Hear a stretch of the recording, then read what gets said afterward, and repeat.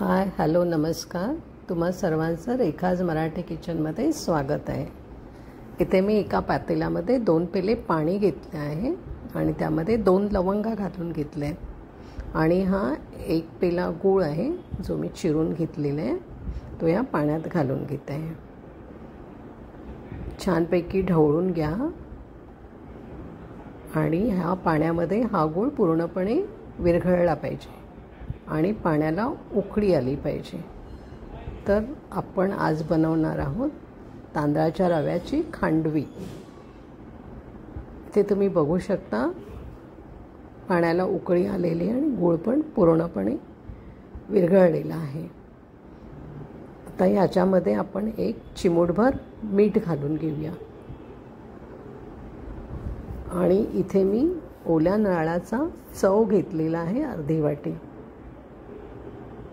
हा जो चव आहे तो या पाण्यामध्ये घालून घेऊया. थोडा चव मी शिल्लक ठेवलेला आहे. इथे पाण्याला छान उकळी आलेली आहे. एकदा सगळे मिक्स करून घ्या आणि आता मी हे पातेले बाजूला करून ठेवते आणि एक कढई मी गॅसवर चढवते. ह्या कढईमध्ये मी 2 ते 3 छोटे चमचे भरून तूप घेत आहे. तर ह्या तुपामध्ये आपल्याला तांदळाचा रवा फ्राय करून घ्यायचा आहे. तर इथे मी हा तांदळाचा रवा केलेला आहे, तुम्ही बघू शकता. तर इथे मी 1 पेला तांदूळ घेतले होते, स्वच्छ धुवून घेतले ते आणि 2 ते 3 तास पंख्याखाली वाळवले आणि मिक्सरवर असा रवा करून घेतलेला आहे. तो या कढईमध्ये घालून घ्या आणि हा रवा जो आहे तो छान हलका सोनेरी रंग येईपर्यंत आपल्याला परतून घ्यायचा आहे. 3-4 मिनटामध्ये हा रव्याचा रंग बदलू लागतो. तुम्ही बघू शकता छान हलका सोनेरी रंग आलेला आहे. आता याच्यामध्ये आपण जे गुळाचे पाणी केलेले आहे ते याच्यामध्ये घालून घ्यायचं आहे.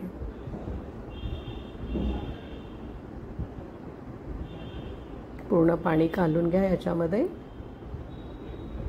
आणि छान सगळे एकजीव करून घ्या. आता हे जे मिश्रण आहे ते आपल्याला जवळजवळ 10 मिनिटे शिजवून घ्यायचं आहे. तर ह्याच्यामध्ये मी चांगला रंग येण्यासाठी मी पाव चमचा हळद घालत आहे.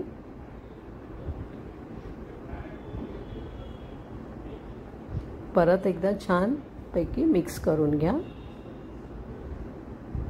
आणि झाकण ठेवून हे 10 मिनिटं शिजवून देऊ.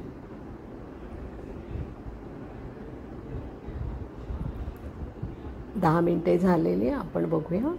आपला रवा छान मऊसूत शिजलेला आहे आणि पूर्ण कोरडा देखील झाला आहे.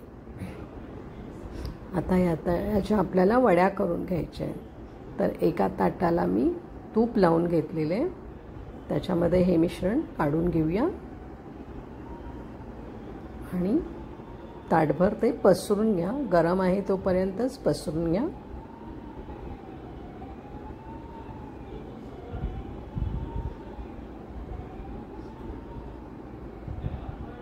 छान चमच्याने पण मी सरळ करून घेत आहे. आता ह्याच्यावरती अशी जो आपण नारळाचा चव घेतला होता तो घालून घेऊया. छान सगळीकडे हा पसरून घ्या आणि एका चमच्याच्या साहाय्याने तो प्रेस करून घ्या, कारण आपले मिश्रण अजून गरम आहे. आता ह्याच्या वड्या करून घ्या. आपल्याला हव्या त्या आकारामध्ये तुम्ही ह्याच्या वड्या करू शकता.